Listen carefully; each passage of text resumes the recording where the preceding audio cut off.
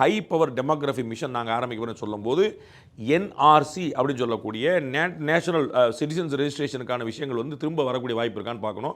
முன்னாடி சிஏஏ கொண்டு வரப்பட்ட போதே வந்து என்ஆர்சி கொண்டு வரப்படும் சொல்லி சொன்னாங்க. அப்போ உள்துறை அமைச்சராக இருக்கக்கூடிய திரு அமித்ஷா அவர்கள் வந்து என்னுடைய டேபிளில் என்ஆர்சி பற்றின எந்த டாக்குமெண்ட்டும் இல்லை, எந்த ஃபைலும் இல்லை, அப்படி நீங்கள் எதை வச்சு சொல்கிறீங்கன்னு சொன்னார். பட் இப்போ பாரத பிரதமர் இந்த ஹை பவர் டெமோகிராஃபி மிஷன் சொல்லி சொல்லும்போது என்ஆர்சி திரும்பி கொண்டு வரப்படுகிறதா அப்படிங்கிற ஒரு மிக முக்கியமான கேள்வி எழுகிறது.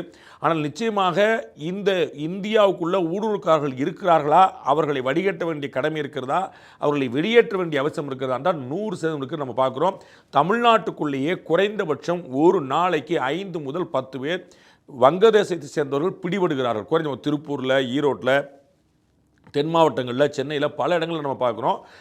கட்டடங்கள் கட்டப்படக்கூடிய இடங்களாக இருக்கட்டும், அல்லது வந்து டெக்ஸ்டைல் இடங்களாக இருக்கட்டும், அல்லது பட்டாசு தொழிற்சாலைகளாக இருக்கட்டும், மாதிரி எந்த தொழிற்சாலையும் லேபரில் பார்த்தீங்கன்னா முன்னாடி வட மாநிலங்களை சேர்ந்தவர்களும் வடகிழக்கு மாநிலங்களை சேர்ந்தவர்கள் இருப்பார்கள். இப்போ வட மாநிலங்களை சேர்ந்தவர்களுக்கும் வடகிழக்கு மாநிலத்தை சேர்ந்தவர்களுக்கும் மிகப்பெரிய பற்றாக்குறை.